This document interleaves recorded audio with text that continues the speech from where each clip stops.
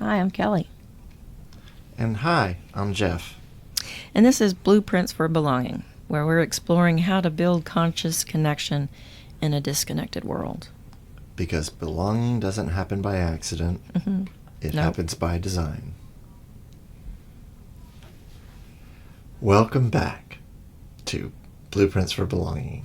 I'm Geoff. Woohoo! I'm Kelly. Yeah, yay! And here we are again, helping people recognize how we can connect with each other in this disconnected world.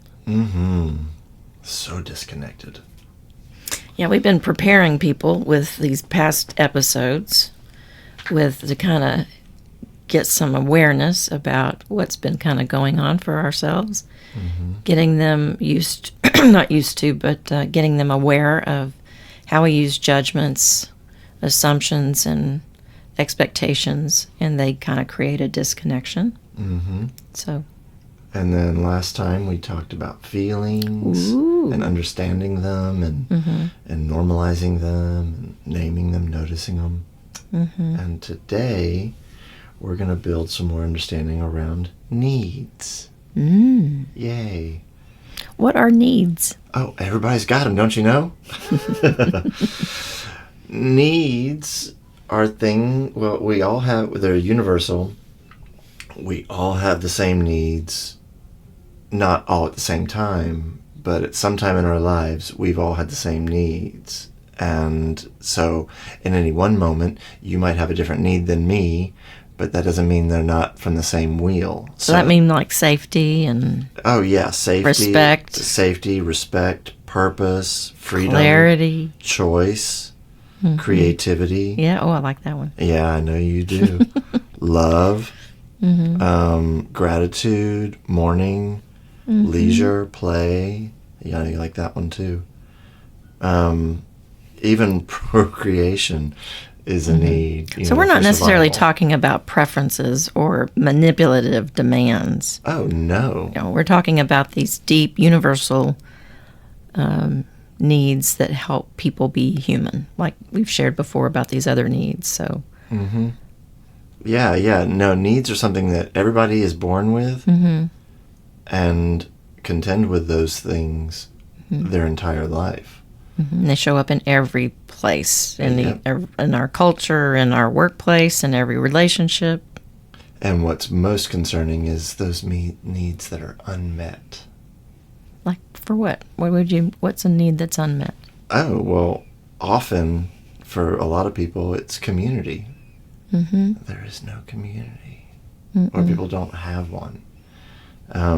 Cooperation goes in hand with that one. I would think compassion is something that a lot of people are missing.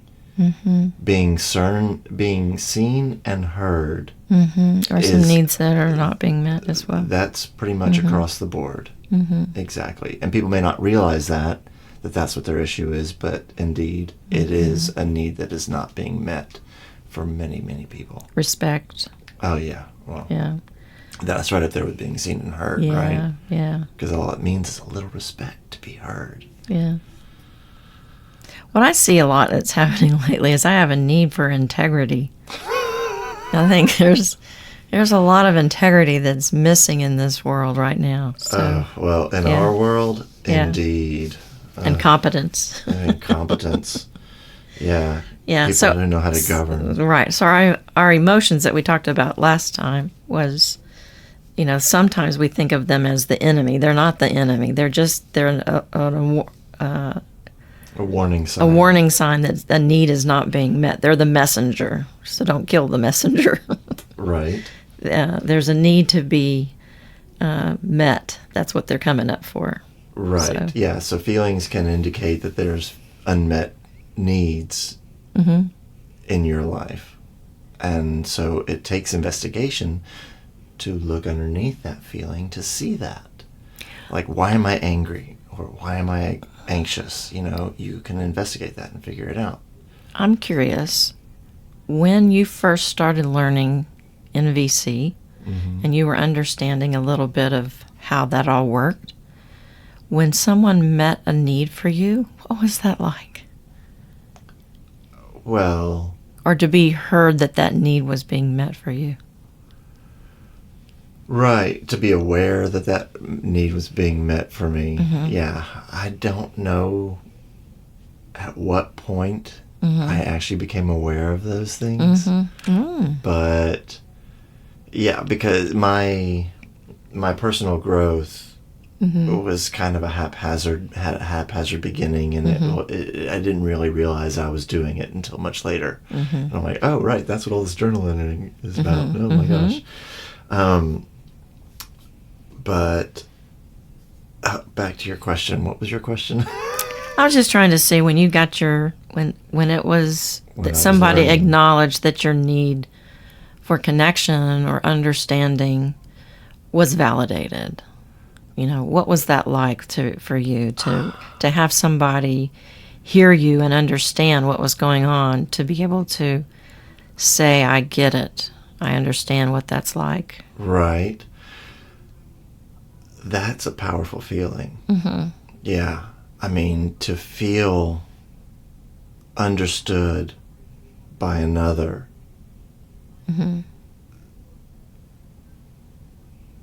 It brings community with it. It gives you that feeling of community, which if you haven't had that in forever, so just it some feels acceptance. like you found something, some magic, bucket of gold.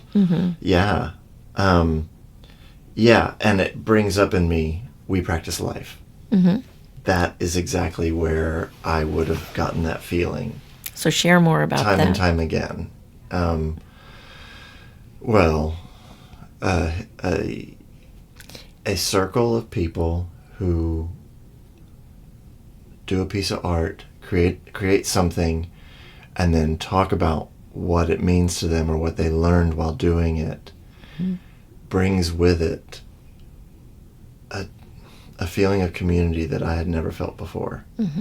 And so it was exciting. Oh, it's very exciting. Yeah, yeah. You feel almost like it's a homecoming. I mean, that's how exciting it is. Yeah, it's just like, oh, wow, I found my tribe. Yeah, that's what it brings up in me. So just share a little bit about what We Practice Life is. We Practice Life is a group of individuals who practice life. Connection skills. Yeah, their connection skills, it's growth skills, it's understanding things in our lives like regret and gratitude and control and expectations and all that good stuff that we're talking about. Yeah, and they do it in a way that is very inclusive. And so we meet in circles. We might read, we might write, we might create something in drawing form, and we harvest wherever that took us if we feel like it. And generally speaking, everybody in the circle feels like it because it's a safe place. And being able to share what you're feeling and there's no, oh yeah, I understood that, or, because it's generally silence, but you get the nods from people, and people are actively listening to you, and so you're being heard. And often there can be a response from someone who indicates that they see you too. And it's amazing. Yeah, the harvesting is my favorite part of the circles. Yeah, they leave you feeling warm and fuzzy. Good. Well, today we're talking a little bit more about needs, and we've shared a little bit about what needs are, and we've shared a little bit more about how they help us connect with each other. I think you had an example in a story that you were going to share. I did, but I forgot. You got it? What okay. was. I'll share one. My brain took over. That's all right. I'll share a story. It was let's just use this workplace story, and we'll call this person Tasha. There you go, Tasha. It's Tasha. So she's leading a meeting, And halfway through it, her colleague Kevin interrupts her mid-sentence to redirect the agenda. She freezes. She feels dismissed. Mm-hmm. And as she's leaving, she's saying to other people, he always does this. He doesn't respect women in leadership. So her frustration builds, but she never brings it up directly to him. Instead, she kind of pulls back from the team. She doesn't let other people know what's happening. Mm-hmm. And so she has some unmet needs. Mm-hmm. What might those needs be?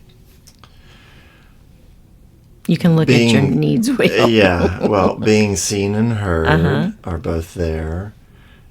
Being respected. Right. And as the person who's running the meeting, I mean, that's a very basic So respect. shared power or shared... Yeah. And... Yeah, being disrespected like that is painful. So when someone focuses on another person's behavior rather than their own inner experience, what happens for them? What are they doing? Well, when you say it that generically, I'm not sure this is the right answer, but I'm going to try. Okay.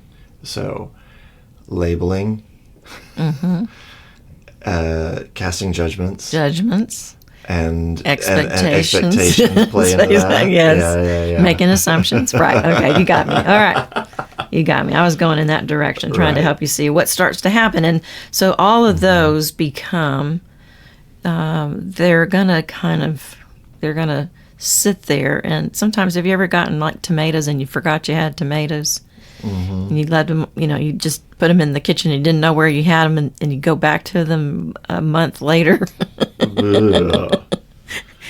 Yeah. What's happened to them? Yeah, they've rotted. They've rotted, right. That's what happens, yeah. So it doesn't really work. So a need is not the same thing as a strategy. Mm-hmm. We just want to clarify what a strategy is. You want to talk about what strategies are? Well, strategies are ways that we configure to get our needs met. So one of them might be, I'm going to yell at you and put you down and shame you so that you do what I want you to do when I want you to do it. Right, but that's awful. Sucky, I know. But it's still a strategy. Yes, it is a strategy. Right. Well, like, for example, I really want rest. I want to rest, but taking a nap is not a need. Taking a nap is the strategy I use to meet that need for rest, right? Yeah, and wanting rest and taking a nap is not the same thing. Right. So think of it like needs are like the root of a tree, and the strategies are the branches. If we cut off the branches, the tree's not going to die. It'll still be there. We cut off one or two of this. But if you chop off the roots, if you chop the roots up, it's going to die. Right. Right. Yeah. If you chop off your needs, yep, you're gonna die. Yeah. Yeah. Interesting comparison there. So, just to keep going off of that one, what would you? Let's do a kind of let's take a recent moment that might have had some tension, not necessarily for you, but it could be a story that you might have about work or at home, or somebody else that might have been frustrated or lonely or resentful, something that, to help our listeners understand about feelings, going from feelings to needs, helping them understand what that means so that we might use the observation, feelings, needs. Right. So, okay, well, I'll use a simple story. Okay. So when a friend of mine gets a text from me because I sent it and doesn't respond to me for 2 days. You don't know what's going on? I don't know what's going on. I feel like they're ghosting me. They might be angry with me. I start coming up with new Scenarios, ways to look right? at it, and it's like, oh, they're doing this, oh, they're Right. doing that, and I have no idea. So my need in that situation is for connecting and being heard. Yet, if it's a strategy for efficiency, that's not Well, no. right. Sometimes they use texting as a strategy for efficiency. Oh, right. Yes, because and it's that's where we get expedient. right, because that's where we get disconnected Right. in the strategy, not the need. Right. Yeah. Right. That's the strategy. Yeah.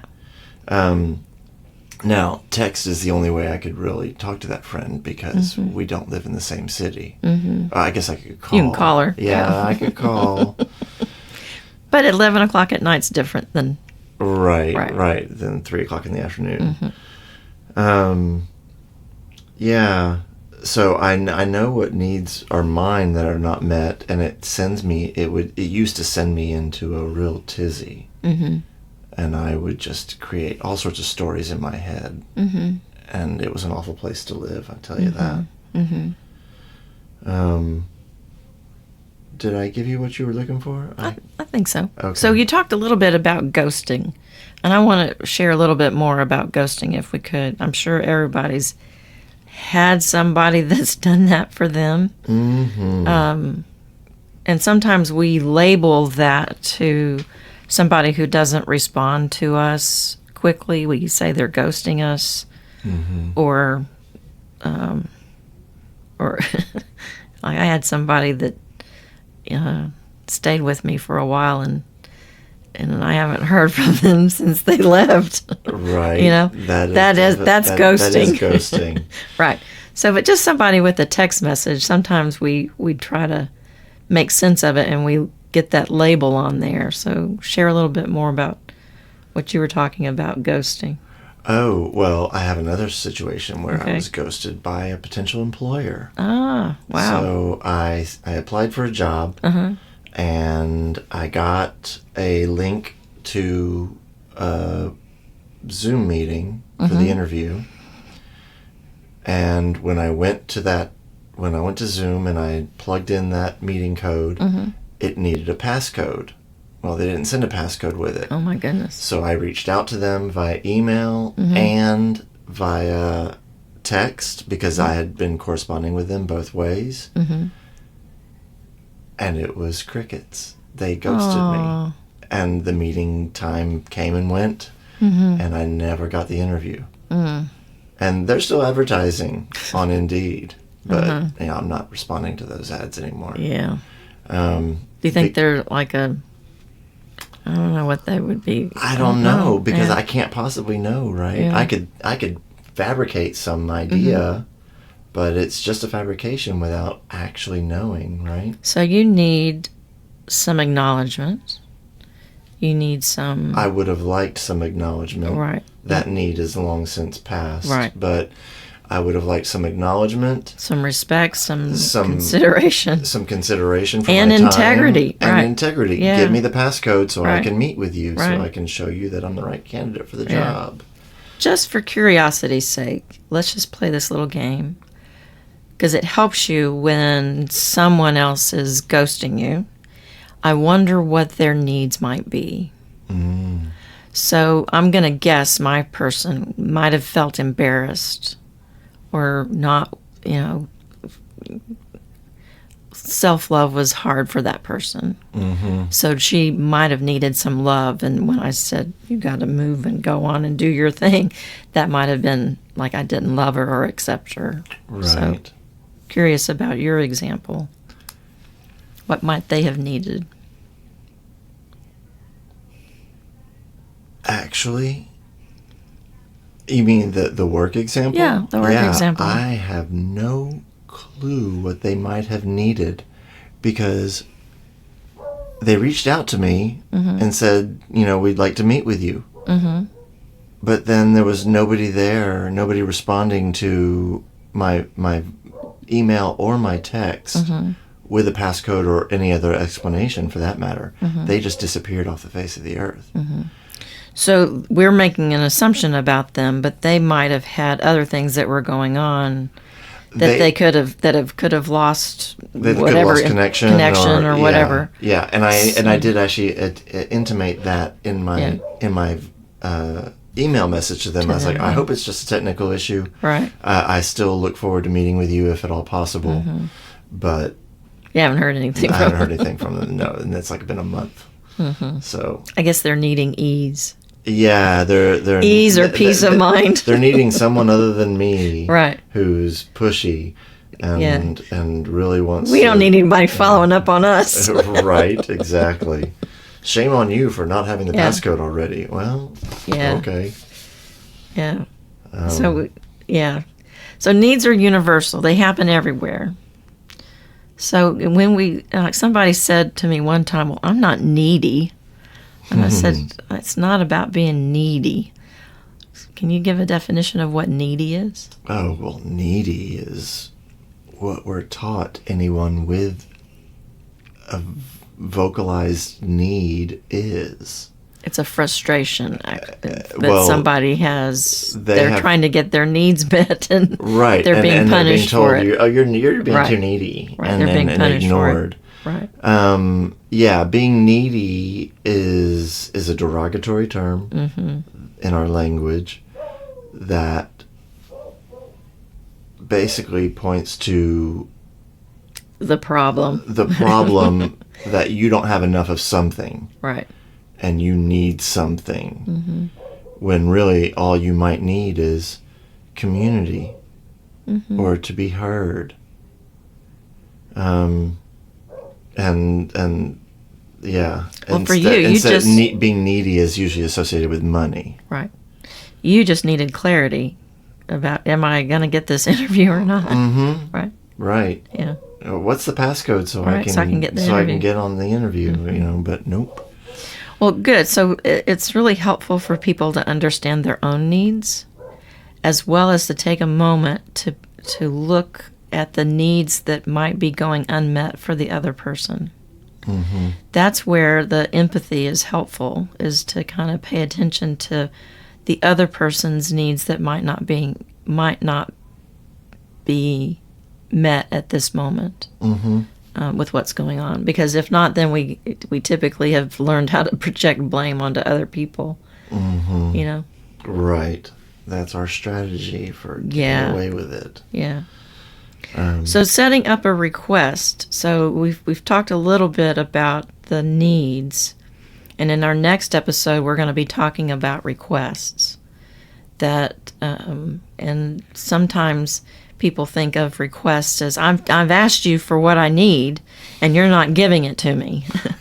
That's not the way we're going to do this. So we're going to have some more information on that to let you know a little bit more about what requests are. So in this practice for this week is to kind of pay attention to your needs. You can go to Google and just type in needs wheel, and there is a wonderful needs wheel that is done by Jim and Jory Mansky. It's a wonderful little needs wheel, and I like it.